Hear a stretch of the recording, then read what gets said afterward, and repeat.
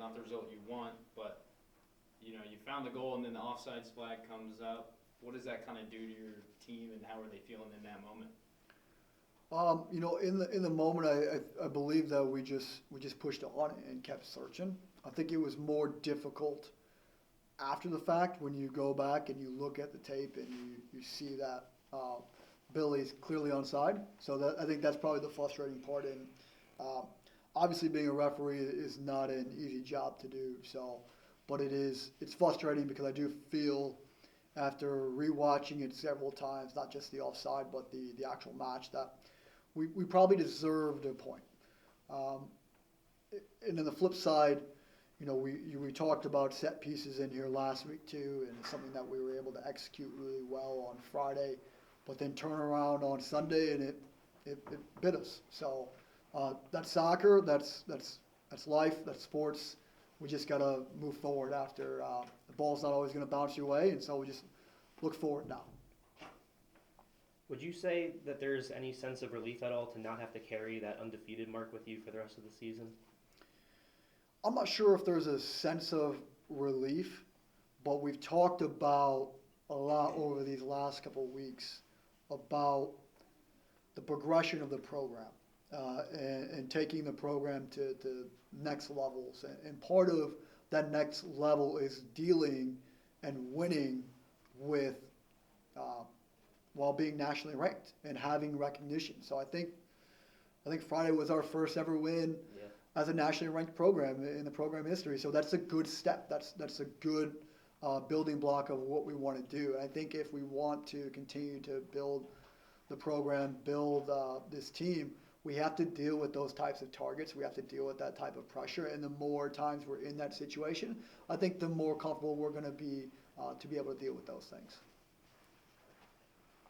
And coach, because you are nationally ranked, what's the message to your team? You know, kind of every time you go out, you know, it's you got to play loose. You can't play nervous, but there is that target on your back. You know, every match that you go up against, whoever it is, they're going to give you their best for 90 minutes.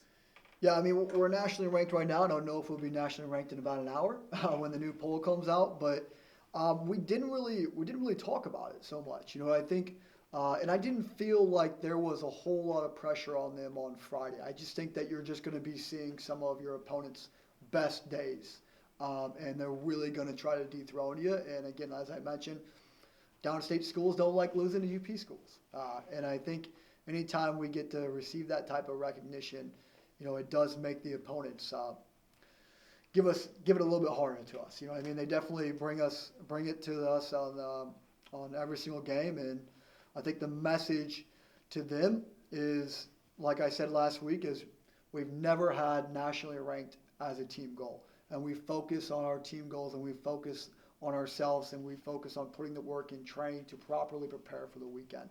We're not we're not worried about the national rankings or the regional rankings at this point. It's way too early. We got to stay in the now, stay focused for Friday, stay focused one game at a time. Speaking on the matchups going ahead, could you just give us your quick thoughts on Grand Valley and Davenport coming up? Yeah, two teams that are having a lot of success, two teams that having a good year, they're always dangerous, that are always a tough matchup. As I've mentioned many times before, everybody in the GLIAC is good. Everybody on any given day can beat you every single time. Like, you have to be prepared for a battle every time, every day, because each opponent has the ability to beat you in some way. And Grand Valley and Davenport are no different. We fully expect them to be committed to the cause, and it's going to be really important that we play with pride this weekend to defend our home field, and that we get back to winning ways. Coach, is that a relief after a road trip and a tough one at that, to come back and your next game being at home and kind of being able to resettle down, knowing you're going out on your own pitch where you're most comfortable? Yeah, definitely. It always feels good to be back in Marquette. Not only because we are on